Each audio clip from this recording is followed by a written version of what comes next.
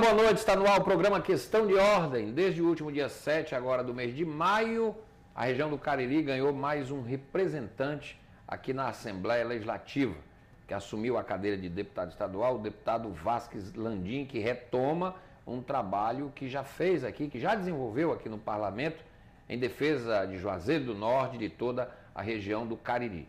Aliás, ontem, na quinta-feira, o deputado fez um pronunciamento na tribuna aqui do plenário 13 de maio, onde abordou um assunto que ainda não ganhou corpo na região do Cariri.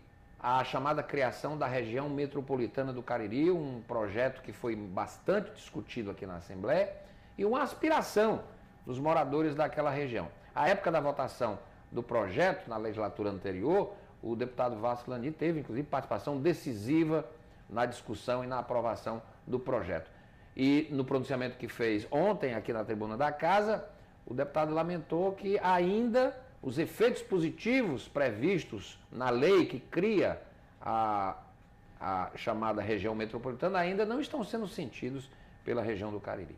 A gente vai falar sobre este e outros assuntos, porque eu recebo aqui com prazer, ele foi convidado pela produção do programa e muito gentilmente aceitou o convite. Eu fico muito feliz em tê-lo aqui no programa hoje, deputado estadual Vasques Landim, do Partido da República. Ele é médico, oftalmologista e, repito, representante da região do Cariri aqui na Assembleia Legislativa. Vamos debater essas questões, vamos debater a questão da seca, não é, que ainda castiga o interior, embora algumas chuvas já tenham sido registradas, melhorou um pouco a questão do pasto para o gado, o milho começou a chegar, mas de qualquer maneira a gente precisa discutir obras mais duradouras para que o cearense e o nordestino possa conviver melhor com a seca. Está no ar o Questão de Ordem, hoje com o deputado Vasques Landim, meu convidado hoje aqui no programa. Você participa pelo telefone da TV Assembleia, que está aí nesse vídeo, no seu vídeo, o 0800, é o Disque Assembleia, você pode ligar, fazer comentários, fazer críticas, apontar sugestões. Você usa esse número, lembrando que esse Disque Assembleia, o nosso telefone, está à disposição de você, telespectador do Questão de Ordem, das 8 da manhã às 7 da noite, de segunda a sexta. Você pode ligar e mandar o seu recado, que ele chega diretamente aqui para mim e para a produção do Questão de Ordem. Deputado Vasco, tudo bem? Boa noite. Tudo bem, boa noite. Prazer. Prazer, Renato. O prazer é nosso estar aqui no seu programa, porque certamente, estando aqui com vocês, estamos falando para a legião de telespectadores do seu programa, que tem muita audiência e credibilidade. Nós estamos aqui às ordens para falar sobre o Cariri, é o que eu sei falar, né? Sobre o Cariri. E fala bem. De lá, Isso. Conheço toda a sua história, toda a sua cultura, todas as suas raízes, todos os seus potenciais. E aqui nós vamos conversar um pouco sobre isso. Você, inclusive, na abertura aí, falou de um pronunciamento que nós fizemos aqui sobre a região metropolitana. O senhor fez ontem, quinta-feira. Então, o que eu disse aí, que vou repetir aqui para o telespectador, é de que esse projeto foi uma luta e era um desejo grande da região, até porque ela se compõe de 9 municípios. E eu acompanhei, deputado, ativamente todo o trâmite, inclusive sua participação nesse debate. Esses 9 municípios são praticamente municípios conurbados, juntos, né? Juazeiro, Crato, Barbalha praticamente estão juntos. Estão juntos, né? E tem os outros municípios, Missão Velha, Caririaçu, Jardim, Nova Olinda, Santana, Altaneira, que são um pouco distantes, mas é ali praticamente um aglomerado humano único, tá certo? Mas você sabe, e o Brasil, em qualquer recanto do Brasil, que para você trabalhar essa questão da urbanidade, dos conglomerados urbanos, é complicado. E o Cariri não foge à regra. Então, já se vão 4 anos, né, da promulgação da lei de fundação, de criação da região metropolitana rápido, do Cariri. Já 4 anos. 4 anos. Vai fazer esse mês, ela foi promulgada no dia 28 de junho de 2009, né? Então vamos fazer 4 anos. 4 anos. E, infelizmente, com esse tempo, já é um espaço relativamente grande, nós não temos conhecimento ainda da parte executiva da região metropolitana. Como, por exemplo, quem é o gestor da região metropolitana? Quem é o secretário executivo da região metropolitana? Aonde é a sede? Quais são as prioridades elencadas depois de um debate com os gestores, com os novos prefeitos da região metropolitana? Quais foram, aonde foram extraídas essas potencialidades para se tornarem prioridades? Então isso carece de um aceleramento mais nisso aí, até porque uma região metropolitana é do conhecimento de todos, é sobejamente conhecido da sociedade, de que ela tem, a partir daí, uma logística melhor para poder conseguir recursos para o seu desenvolvimento sustentado.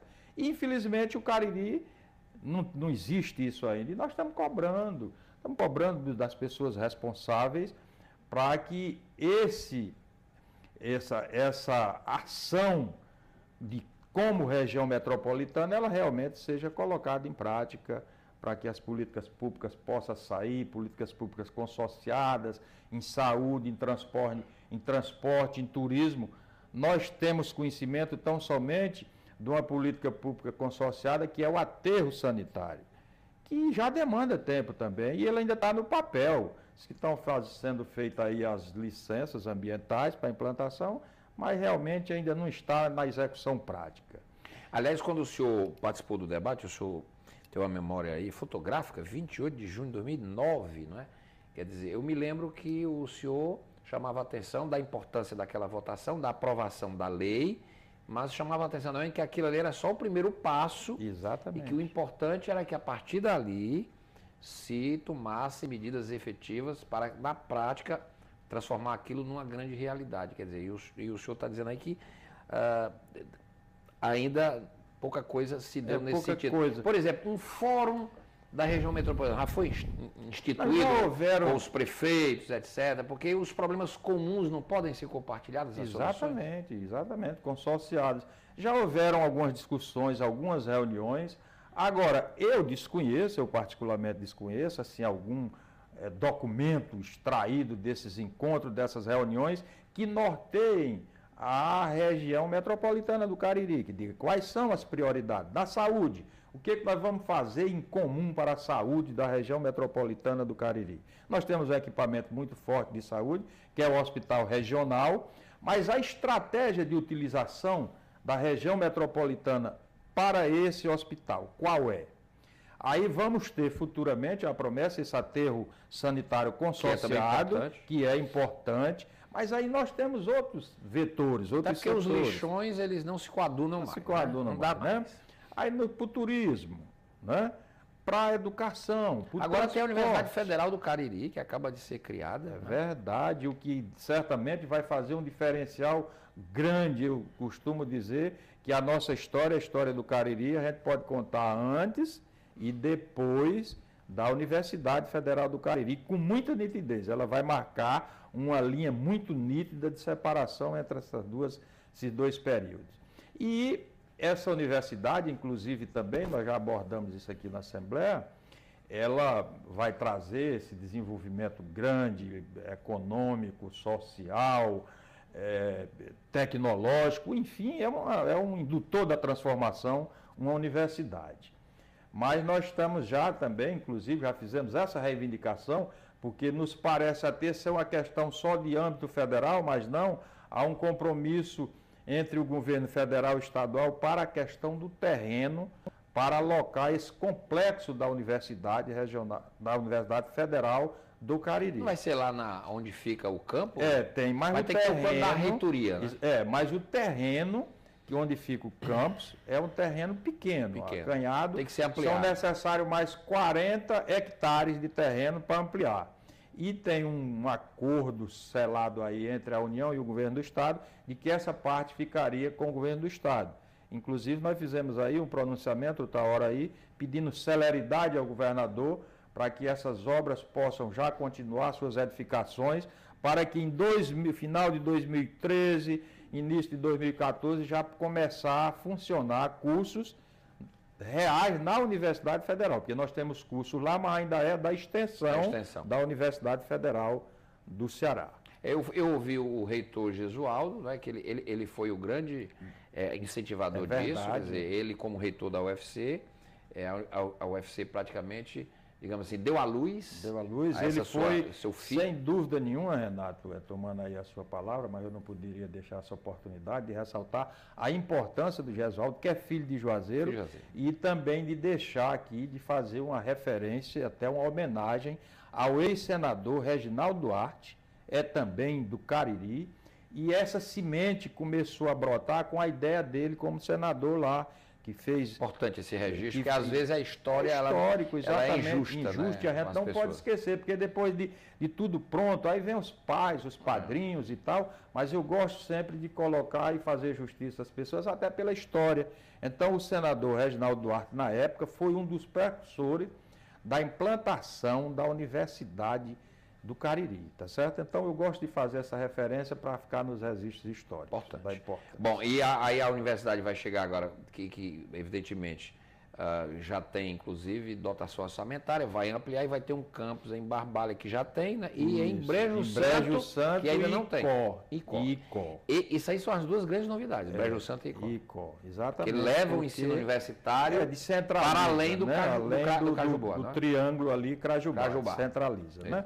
Hoje é interessante observar também que nós vamos ficar com duas universidades, a Universidade Regional do Cariri e a Universidade Federal do Cariri. Né? Então nós já nos consideramos um polo universitário no Cariri, porque além dessas duas universidades, nós já temos em torno de 60 cursos universitários de outras faculdades. Cursos de direitos particulares, uma faculdade de medicina particular, uma outra faculdade que é extensão da Universidade Federal, que agora vai ser incorporada pela Universidade Federal do Cariri, e nós temos praticamente na região do Cariri todos os cursos de formação acadêmica de nível superior. Já temos cursos de mestrado, de pós-graduação, enfim. Então, além daquele polo religioso que é considerado o Juazeiro especificamente, nós já temos estamos também agora, para a felicidade nossa, um polo universitário. Eu até digo que hoje, especialmente em Juazeiro do Norte, estão dividindo os espaços urbanos, as pessoas que vêm à busca da fé e os que vêm à busca do aprendizado, à busca de se capacitar. Então, essa divisão de espaço em Juazeiro, uma divisão até bonita e interessante. Aliás, deputado, o senhor que é médico oftalmologista, oculista, né, como se chama popularmente, essa Universidade Federal, acrescida do Hospital Regional, quer dizer, já há um projeto para ela também ser um polo formador de especialidades médicas. Isso é importante, porque o Brasil está precisando disso. Está aí a polêmica dos médicos que vêm de fora, etc. Porque nós não temos... aliás, o Hospital Regional me dizia, certa vez, aqui neste programa, o próprio secretário Arruda Bastos, ele já tinha sido formatado para ser um hospital de residentes. Assim como o de Sobral, ou seja, para a gente formar especialidades médicas naquela região. Isso é tão importante. Não, eu estou dizendo, na nossa região, ela de certa forma, e as lideranças e a sociedade, às vezes parece um tanto quanto, mais ambiciosa, não sei se pode ser dito assim. Porque com relação a essa questão de hospital, já tem se esboçado um movimento, e eu estou lhe dizendo isso aqui em primeiríssima mão aqui no seu programa, talvez seja até uma novidade. Que bom. Mas já tem um esboço de movimento, inclusive eu já estou participando, já fui convidado para isso também, para se começar a se pensar no hospital universitário. O hospital da universidade. Tá certo? Como tem a Universidade Federal, o Walter Cantillo. E agora com esse novo modelo de administração, fica mais fácil. Então, esse já é um pensar, esse já é uma colocação de um pensar mais na frente. Mas, enquanto isso, a questão da logística de hospital está bem servida, porque o hospital regional é um hospital bem dotado de equipamentos e de profissionais capacitados, com toda a tecnologia de ponta. Certamente essa questão da residência médica, do estágio, do 5º ano, do internato, não vai ter dificuldade para as faculdades, como ela já está servindo. Porque nós tivemos um problema recente com relação a essa questão do aprendizado dos acadêmicos de medicina, com relação ao hospital que tínhamos em Juazeiro, um hospital grande, tradicional, que foi o Hospital Santo Inácio, que fechou as suas portas. Foi na gestão anterior. Exatamente. Então isso, de certa forma, criou um certo embaraço de primeiro momento para os estudantes de medicina da região, mas com o advento e a inauguração do hospital regional, isso aí, de certa forma, esse problema foi diminuído. Eu estou aqui com o deputado Vasques Landim, do Partido da República, deputado estadual, que representa a região do Cariri aqui na Assembleia Legislativa. Vou fazer um rápido intervalo, já a gente vai falar ainda mais sobre essas questões do Cariri, vamos falar também sobre a seca. E eu vou perguntar aqui ao deputado Vasques se prosperou ou não prosperou a ideia de mudar o nome de Juazeiro. Tinha uma ideia, deputado, que era Juazeiro do Norte, passaria a se chamar Juazeiro do Padre Cícero. E como é que fim ficou, tendo em vista, inclusive, que as informações vindas do Vaticano dão conta de que está começando a andar mais rapidamente o processo de reabilitação do Padre Cícero e que isto poderia acontecer até 2014. É uma informação nova que surgiu e que o Padre Cícero poderia ser reabilitado, não é, pela igreja no próximo ano, dentro daquele processo, não é, que já está há bastante tempo tramitando lá no Vaticano. Vou para um rápido intervalo, questão de ordem, hoje com o deputado Vasques Landim. Volta já.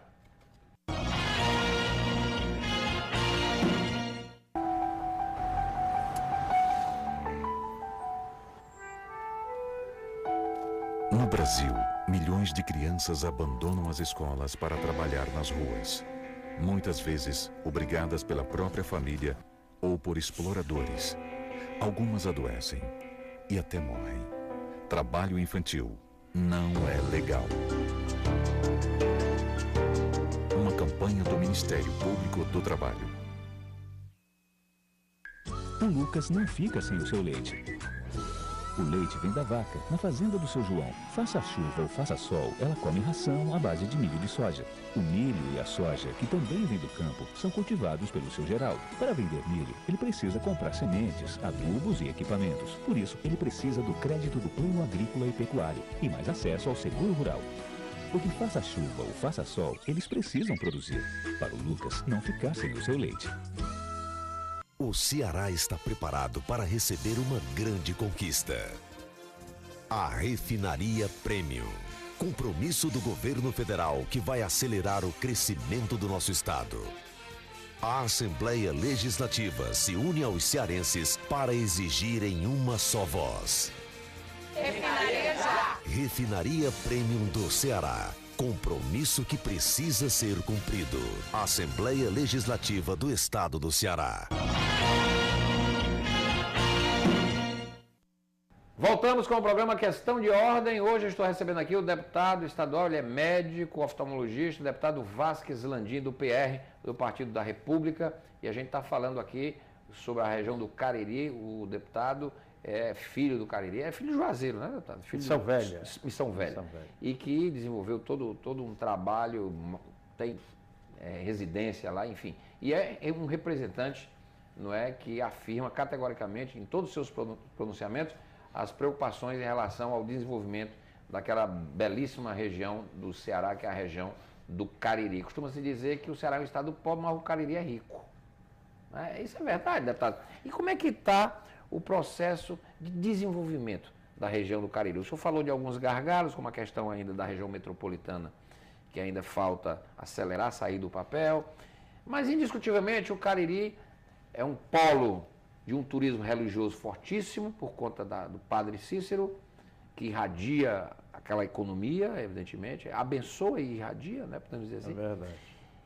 Mas a indústria, quer dizer, a força econômica do Cariri, como é que estamos lá? Meu caro Renato, eu lhe digo sem medo de estar equivocado, que nós temos no estado do Ceará a região metropolitana de Fortaleza e temos a região do Cariri, em termos de desenvolvimento de polos em todos os aspectos, universitários, polos de saúde, de serviços e de indústria. Eu quero me ater aqui um pouco à questão da indústria, da industrialização do Cariri, que ela tem crescido de uma maneira exponencial. Hoje, o Cariri é o terceiro polo calçadista do Brasil. Terceiro? Terceiro. O primeiro é Franca, em São Paulo. E Novo Hamburgo. No Rio Grande do Sul. Exato. Ele é o terceiro do Brasil. É o primeiro do Nordeste e o terceiro do Brasil. Então, isso é muita coisa. A sua importação e consumo interno exporta para a Europa, para os Estados Unidos, enfim. É um polo realmente calçadista muito forte.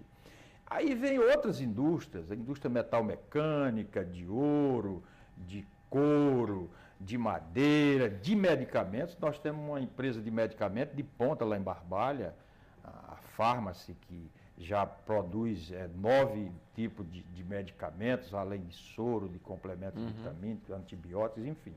Então, nós estamos num processo de industrialização muito crescente, numa velocidade crescente. Além de outros setores, como o setor imobiliário, hoje a especulação imobiliária no Cariri é um negócio fora sério. Mas isso não é perigoso também, não? É uma bolha, a gente percebe que é perigoso, é complicado. Mas voltando para o processo da indústria. E é notório, é sobejamente conhecido de todos, e toda a sociedade sabe disso, que uma industrialização sustentável ela tem que ter matriz energética. Não só uma matriz energética. E a única matriz energética que nós temos lá, as únicas, é a eletricidade, que é de hidrelétrica, e a vegetal, que é a lenha, que é o carvão. Para manter esse parque industrial em crescimento, numa velocidade grande na região do Cariri, só comparável à região metropolitana de Fortaleza. No estado do Ceará é dessa forma. De formas que isso tem impactado muito negativamente a nossa floresta nacional do Araripe, que é aquele cinturão verde que abraça o Cariri todo, que é o potencial da reserva hídrica no subsolo, tá certo? E ela está impactada, isso é preocupante, Para que isso seja, de certa forma, minimizado, é interessante, isso aqui, eu estou aproveitando o seu programa também, já aproveitei a tribuna da Assembleia para fazer essa convocação, convocar a sociedade caririense, os políticos do Cariri, os prefeitos, os deputados, os senadores do Estado do Ceará e o governador do Estado, para ter um olhar diferenciado para a região do Cariri. Tem um senador que é do Cariri, que é o Eunício, né? Pois é, da região, isso, do Lavras, caririense. Para ter um olhar diferenciado com relação a essa matriz energética. Aí onde é que eu quero chegar? Eu quero chegar ao seguinte: o Recife, no Pernambuco, o gasoduto sai do Recife e vai para Araripina, 800 quilômetros de distância. Araripina faz fronteira com a nossa cidade do Cariri. É um polo industrial de gesso, maior do Brasil. Exporta para o mundo todo e é o maior do Brasil, está lá. As reservas de gesso, de gipsita, na Chapada do Araripe. E já em função disso, eles elegeram o projeto do gás natural para manter, tá certo? Essas indústrias que utilizavam a fonte vegetal como matriz energética para utilizar o gás natural. E nós estamos vendo que a perspectiva para diminuir os impactos ambientais em cima da Chapada do Araripe é essa. Então nós temos que pensar no gás natural para o Cariri, para dar sustentabilidade à sua industrialização e para atrair novas indústrias. Nós temos uma geografia grande, estratégica. O Cariri fica no miolo do Nordeste, no centro do Nordeste, equidistante dos principais centros consumidores do Nordeste, de Salvador, de Recife, de Fortaleza, de Teresina, de Natal, de João Pessoa, está lá, o Cariri, lá no meio. Estrategicamente terminar a Transnordestina vai ficar um... Exatamente. E nós temos um potencial muito grande aí de equipamentos estratégicos que vão melhorar, como a Transnordestina, o aeroporto regional do Cariri, que é um dos aeroportos hoje que proporcionalmente o mais tem demanda no Brasil, em termos proporcionais, sim, né? Em termos relativos, é claro. Tá certo? E nós temos tudo, mas estamos precisando... E tem uma casa brilhando aí na Série B do Campeonato Brasileiro. E nós estamos, às vezes as pessoas olham assim para mim... Verdão do Cariri. Pois é, porque eu falo quase todos os dias no Cariri, eita como esse homem é barrista, mas não é não. É porque é uma região numa ebulição de desenvolvimento tão grande, meu caro Renato. Eu já ouvi assistindo partida de futebol do Icasa, os locutores de lá do sul do país, é o Verdão do Cariri. Do Cariri. Aí o nome Cariri remete eles a fazerem citações à região. É verdade. Uma região forte do Ceará. E tem divulgado muito, porque o futebol divulga muito, né? Divulga muito. Além de que o Juazeiro, já pela sua história religiosa, você até aqui abordou também, é conhecido no Brasil, no mundo inteiro. E essa reabilitação do padre, que eu falei até aqui, que está em curso no Vaticano, vai também gerar uma notícia mundial. É, né? Mundial, com certeza. Né? Um processo aí que já se arrasta há algum tempo, mas tem pessoas, a igreja mesmo. O tempo da igreja diz que é celestial, né? Celestial, então é mais. Mas tem um segmento forte da igreja católica que assinaram esse documento pedindo a reabilitação do padre Cícero, e nós estamos nesse aguardo. Mas a nossa região, verdadeiramente, ela está numa ebulição de desenvolvimento. Que bom. E isso deixa a gente bem entusiasmado, apesar de que precisa desses equipamentos de ajuste, nunca acontece tudo de uma vez. Essa usina que agora o governo acabou de arrematar num leilão, vai recuperá-la, é mais um impacto positivo, deputado? É verdade, eu considero muito positivo, inclusive eu lutei muito por isso, porque eu conheço essa realidade da cana-de-açúcar na região do Cariri, eu conheço. Às vezes, e tem uns questionamentos, mas como é que o governo vai entrar numa seara dessa e tal? Tudo bem. Mas nós temos que observar, meu caro Renato, de que o mundo inteiro está com o olhar focado para o Brasil com relação aos biocombustíveis, não poluentes, limpos e seguros e tal. Tanto é assim que o Brasil hoje é o maior exportador de etanol para outros países, e eles querendo copiar a tecnologia brasileira, tá certo? E a nossa região do Cariri tem em torno de 10 mil hectares de terra que são apropriados exclusivamente para cana-de-açúcar. São terras de aluvião, aquelas terras em que passa o rio e cobre aquela terra e deixa um humus, e que outra plantação praticamente não dá, é apropriado para cana-de-açúcar. E nós já tivemos um potencial há 10, 15 anos atrás, de cana-de-açúcar, que era conhecido no Nordeste inteiro, no Ceará, e invejado por tudo. Com alta produtividade, é tanto que se instalou essa usina lá, que mal gerida, com a administração, você sabe que gestão não é fácil, até na iniciativa privada, tem as pessoas que começam e não dá certo. Não dá certo. Tá certo? E que se tornou inviável, por uma série de fatores, de dívidas trabalhistas, enfim, não se tornou inviável. E nós estamos com essas terras em vários municípios, Barbalha, Missão Velha, Crato, Juazeiro, Jardim, praticamente sem produzir nada, sem ter, porque elas são apropriadas para isso. E no instante em que seja revitalizado essa cana-de-açúcar e essa usina que o governo já adquiriu através de leilão de asta pública, aí certamente nós vamos ter uma fonte de geração de divisas e emprego grande. Porque há 10 anos atrás, nós já tínhamos, em função da usina, 1.500 empregos diretos e 3.000 empregos indiretos. Hoje, meu caro Renato, da nossa região do Cariri, migra para São Paulo para cortar cana, mais de 3.000 homens. E às vezes lá vão ser boia fria e às vezes até escravizados. Podendo ficar na sua terra. Na sua própria terra. Porque eles nasceram ali, sabem disso. Então eu acho um grande feito, um passo muito avantajado, é o primeiro passo para a revitalização da cana e já ser mais uma fonte de riqueza, de geração de emprego na região do Cariri. Eu estou muito satisfeito. E de repente a produção de etanol pode ser um outro viés econômico importante, já que o etanol chegou para ficar. Claro, né? não tem dúvida. Até que o Brasil inclusive tem autossuficiência em gasolina, porque nós temos autossuficiência em petróleo, mas estamos importando gasolina. Daí porque é urgente a construção das refinarias como a daqui, a do PECEM. É verdade. Que a Petrobras precisa agilizar. É verdade. Deputado, Juazeiro do Padre Cícero não seria um nome mais adequado não para Juazeiro? Porque tem o Juazeiro da Bahia, e aí colocou o Juazeiro do Norte para diferenciar, exatamente porque fica ao norte. É verdade. Mas Juazeiro do Padre Cícero, eu andei pensando, seria Por que essa ideia não prospera lá em Juazeiro? Essa ideia, ela teve um início de prosperidade, mas você sabe que tudo que é novo, que vai mudar, tem os impactos, tem as pessoas que rejeitam e tal. Então, no início, houve um movimento, um certo movimento, mas houveram resistências. As resistências eram em função de que haveriam de trocar todas as documentações, de mudar todos os registros de nascimento, todas as correspondências, todas a parafernália de notas fiscais, não sei o que. Isso foi um dos motivos.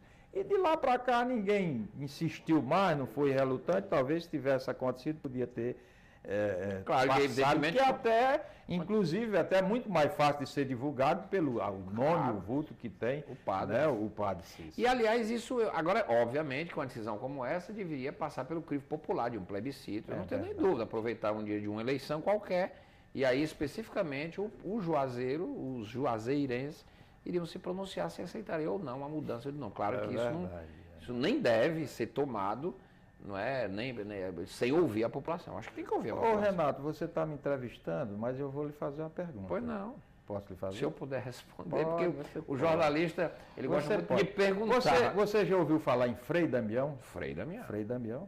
Me lembro. Frei Damião. Grande Frei Damião. Grande sacerdote. Um ícone também do Nordeste. No Nordeste, religioso. Isso. E eu tive outro dia aí, com minha equipe, pensando, eu digo, eu vou fazer uma homenagem a Frei Damião.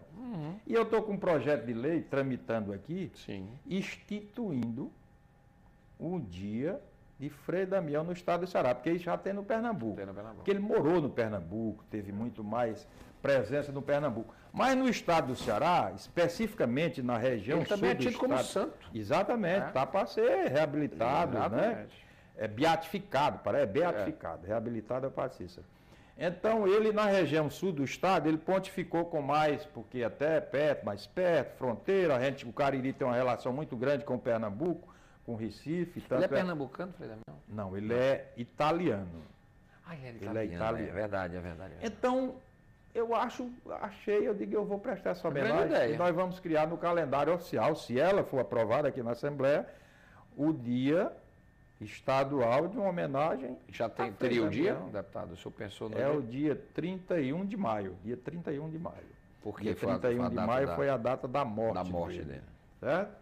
E no Pernambuco existe, inclusive eu até pincei algumas coisas de lá, não faz mal a gente copiar aquilo que é bonito. Claro, o projeto deste do senhor reforça o que já é natural naquela região, que é o sentimento religioso. Vai exatamente ao encontro de um sentimento religioso que as pessoas já têm. Só faz fortalecer ainda mais essa questão. Além de que, lá, certamente, que na região do Cariri, do sul do estado, onde tem a maior concentração de adeptos dele, mas no estado inteiro tem. Eu conheço gente. Por isso que eu lhe fiz essa pergunta, tá certo? Você, Frei Damião, sem dúvida. Aquela imagem dele. Ele era um peregrino, um homem simples. Um homem simples, era dos sertões mesmo. A pregação dele era no linguajar comum. Eu vi uma reportagem de televisão em que alguns milagres já são atribuídos a ele. Por isso que a igreja está investigando, porque a igreja tem alguns critérios dela lá. Exato. Mas existem já histórias dos milagres de Frei Damião no Nordeste. Ele tinha uma coisa muito mística não é brincadeira, ele levava milhares de pessoas que acorriam nas suas missões, onde ele estava, milhares e milhares. E ele tinha aquele linguajar do povo, chão, sabia falar, apesar de ser um europeu, mas ele sabia falar a linguagem do povo. Incrível do Nordeste, isso. Interessante. Um europeu que se adaptou. Que se adaptou ao nosso regionalismo, a nossa grande ideia, isso está tramitando. Está tramitando. E eu vou torcer que seja aprovado aqui, para que a gente possa reverenciar e fazer essa homenagem a um homem que, de certa forma, ajudou na evangelização dos nordestinos, pregou cultura e tudo. Dia Estadual de Frei Damião, 31 de maio, projeto do deputado Vacilandim, já vira lei aqui na Assembleia Legislativa. Deputado, todo o finalzinho do programa, a seca passou, não se fala mais em seca, choveu, mas o Cariri, historicamente, sempre foi a região do Ceará, mesmo em seca, que sempre choveu mais, era mais verdinho. E sofre menos, Sofre menos. Exatamente por esse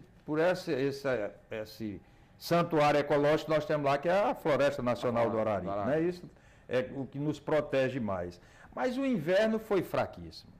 Agora, nesses últimos meses, deram uma chuvada boa, deu para se armazenar um pouco d'água, criar uma pastagem. Agora, em termos de produção agrícola, é muito complicado. Não houve produção agrícola. Foi uma das secas que mais o Cariri sofreu, tá certo? Mais especificamente com relação à questão dos animais, da água, da pastagem, foi uma dificuldade muito grande.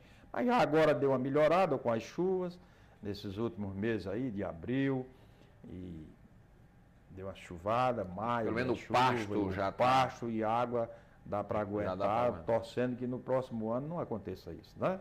É o que a gente torcida, nós todos esperamos. Deputado Vasco, obrigado por ter vindo. Eu que agradeço, rapaz. Estou feliz bom demais aqui, estar muito bom ter aqui. É sempre bom quando o senhor vem, bate esse papo agradável. O senhor sempre traz novidades dessa belíssima região. Estou com saudade, faz tempo que eu não vou lá pelo Cariri. Eu gosto muito. Você parece que gosta muito de futebol. Acho que tem um jogo lá de futebol com a gente lá. Eu estive, inclusive, na inauguração do estádio Vigílio Távora, que é o do Crato. É o do Crato. Eu estive lá, o jogo era Ceará e Bangu. É o do Crato. Era Ceará e Bangu. Eu estive na inauguração. O Romeirão eu estive muitas vezes. O Romeirão quando estiver lá vai me procurar. E nós vamos lutar para reformar o Romeirão, ampliar, está precisando. É porque o Icasa está fazendo bonito, precisa de um bom estádio. E ali precisa acomodar melhor. E o Romeirão já é uma referência nacional, porque ele só vive na televisão aí. Mercê do time do Icasa. E o Icasa agora ganhou, né? Ganhou. E o Guarani, que foi vice-campeão também, fez uma campanha espetacular. Força do futebol do Cariri e de Juazeiro do Norte. Obrigado, deputado Vasco. Grande abraço. Muito bom tê-lo aqui. Muito bom, parabéns pelo seu trabalho aqui na Assembleia. Questão de ordem fica por aqui, a gente volta na segunda-feira. Até lá, bom final de semana.